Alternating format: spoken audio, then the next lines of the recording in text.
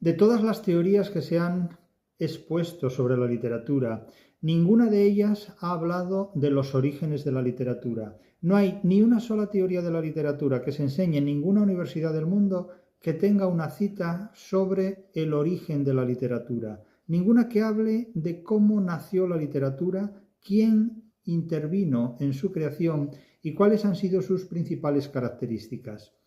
De los 25 volúmenes que se compone la crítica de la razón literaria, el cuarto volumen es el que se dedica precisamente a explicar esta cuestión, la genealogía de la literatura, cómo y por qué nació la literatura. En este volumen de unas pocas cientos de páginas, no es uno de los volúmenes más largos de la crítica de la razón literaria, que se encuentra disponible en Amazon, tanto en edición digital, Kindle, como en tapa dura, como en tapa blanda.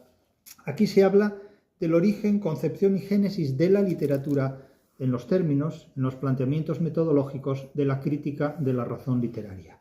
Hay en esta obra una serie de declaraciones que no se encontrarán en ninguna otra teoría literaria, en ninguna otra interpretación de la literatura, y de la que exponemos aquí los aspectos principales. Pero fíjense, les voy a leer simplemente unas palabras.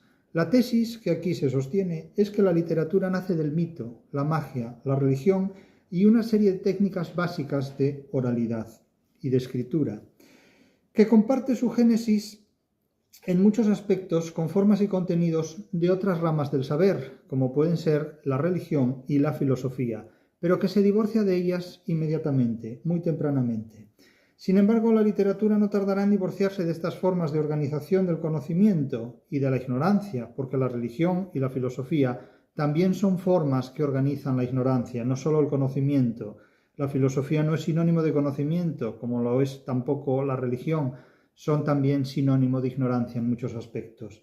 Este libro pone el dedo en la llaga muy críticamente de ese divorcio que en esa relación entre tres, la literatura, la filosofía y la religión, muy pronto rompieron amistades. Aquí te los ponemos, la genealogía de la literatura, el cuarto tomo de los 25 que constituyen la crítica de la razón literaria.